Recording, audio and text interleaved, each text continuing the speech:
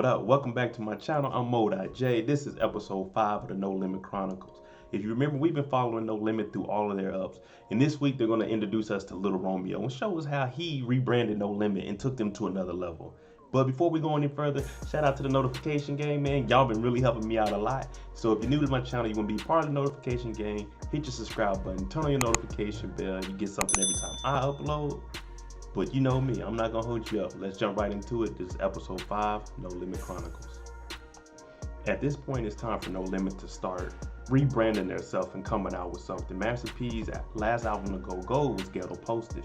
So at this point, no one's really doing anything. But when everyone's looking at No Limit, they're thinking, No Limit, they fell off because we're not seeing them in the light that we used to see them. But what Master P was trying to get people to understand is, yeah, I was a superstar and I was on top of the game. I started branching out and doing other things. So the music is what got us in the game, but I started doing other things. So it wasn't like I fell off or anything.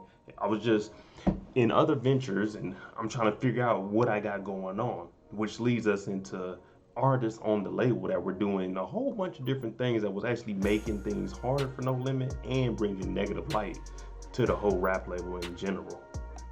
The first people they talked about was Cain and Abel. We all know that they got locked up for, saying possession of cocaine and trafficking. But they were saying that the feds, since they hated Master P, a rich man, and every artist was directly tied to Master P, they wanted to make them a target and they wouldn't tell on Master P. So they got locked up and the feds were basically trying to get them to snitch and say that Master P had something to do with it, which was negative. He didn't. Then it leads us to Mac. Master P said Mac was the most lyricist dude and the best worker he's ever, he's ever met. So of course when he's on the label, he's staying with him. But the whole thing about Mac is P always told him, and he told all his artists, hey, you gonna do this music? Come do this music. Stay out of the streets. But Mac, he had to do the streets. And Master P never wanted any of his artists to do shows in small clubs because they were way bigger than that. And we all know when you go to these little hole-in-the-wall clubs, it's gonna be a problem in there. You gotta have that thing on you. You gotta be able to get up out of there when anything goes down. But Mac went there and performed one night, and then a fight ended up breaking out. Someone started shooting. Someone got hit. Mac, he's going through the crowd. His mom and dad is there. He has his gun up. He didn't fire the shot, but he has his gun up trying to get through the crowd looking for his mom. So all the people in the crowd, the eyewitnesses, they seen Mac with a gun. So of course they're gonna say, it was Mac that did it. Mac gets arrested for this. He goes to jail. His bodyguard goes and testifies and says, nah, Mac didn't have he had a gun, but I'm the one that fired him. The guy was coming at me, so I shot him. None of the ballistics smashed up to any of Mac's guns. And they pretty much was like, nah, we want Mac because he's part of No Limit. So Mac, he ends up getting life, 30 years to life. And in Louisiana, you can get convicted of a murder without a unanimous decision. It doesn't matter. If it's 8 out of 10, they can still convict you. And hey, that was the end of Mac. At this time, No Limit, they on the road, they doing their shows. Up and coming is Lil Romeo. At the time, Romeo didn't have no rap name, and while his dad was gone, he was like, man, I always seen my dad do it. I'm built for this. So he was sneaking to the studio and just start rapping and stuff. P sat down with him and told him, like, hey, when you do this, it's gonna be a lot of people out there that's gonna hate on you. They're gonna say you're not gonna be able to do anything, but you just gotta stay true to what you're doing and be ready for it. You're also gonna be going to school this whole time. No private schools. You're gonna have a tutor when you go on the road, and you're gonna go to regular school when you're here. Turns out Romeo gets in the booth and his first album goes double platinum with his famous song My Baby with the sample from the Jacksons, I Want You Back. Oh, Romeo. Like, hey, Romeo was the driving force for No Limit. So at this point, hey, the new No Limit is here. We got Little Romeo that's gonna carry us forward. And also with Little Romeo, Master P rebranded and they made the 504 Boys. So now they got the core brothers, Master P, Silkk, and C, and you got Little Romeo. Everybody, hey, we eating now. We moving on up. This also carried on to Romeo releasing the second album. That goes double platinum. Little Romeo gets a TV show. Like, everything is working just how Master P wanted it to work. He brought up his family. Now he got his son doing it. Hey, there's really no limit to what Master P was doing at this time, man. Unfortunately, we got to touch back on the negative side. While all this is going on and No Limit is skyrocketing again, C Murder, man, just like Mac and other artists, they have one foot in the game and one foot in the music industry. And Master P's like, hey, C Murder, I want you to get out of that and just get straight into his music. So at this time, Master P, he allows C Murder to make his own label up under No Limit, which is True Records. So at this point, True Records is doing good. C Murder's starting to get his little, you know what I'm saying, his shine on, and he's doing his own thing, becoming his own boss.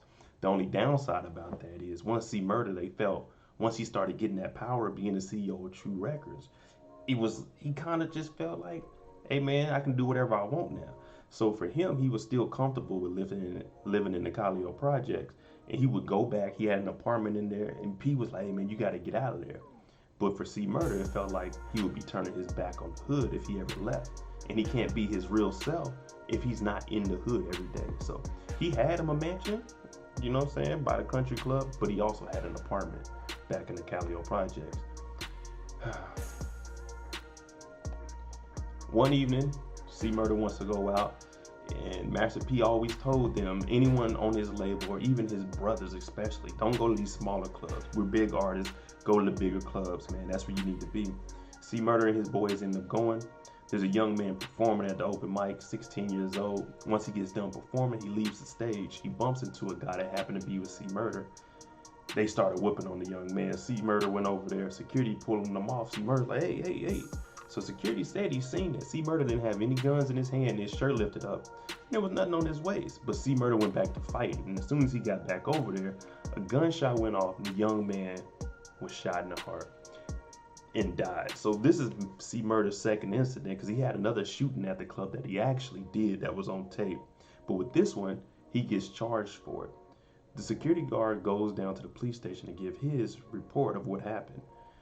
But they trick him into asking him, hey, do you look at these pictures? Do you know anyone? And he said, yeah, that's C Murder. So they said, okay, sign the back of it. But what they didn't say was, hey, you're picking out of this lineup who you think shot. So they just got him to sign it, and they went ahead with it. C Murder ends up getting locked up for it. He's sitting in jail for a couple years. Then his trial gets thrown out, and then he gets a retrial because the defense attorneys, they didn't release the information of any of the witnesses, their background, their criminal background. So some of that got thrown out. At this point, everyone's like, C Murder's innocent. Once his trial restarts back up, the security guard recants his statement, and he tells him that C Murder didn't have a gun or anything on him. None of the bullets matched any gun that C Murder had. But in the state of Louisiana, like I said, it came back and bit a second artist on No Limit. In the state of Louisiana, to get a death penalty or a life sentence, you don't need a unanimous vote. It doesn't have to be 10 out of 10. It could be 8 out of 10, which C Murder had. And unfortunately for him, hey, you gotta serve that 30 to life. At this point, Master P wants no negative light being shined on his company, No Limit, because his brother just got arrested for murder. He had another artist arrested for second-degree murder. He had 2 artists arrested for cocaine. So he's just trying to focus on the new No Limit, pushing the 504 boys, making sure little Romeo is straight.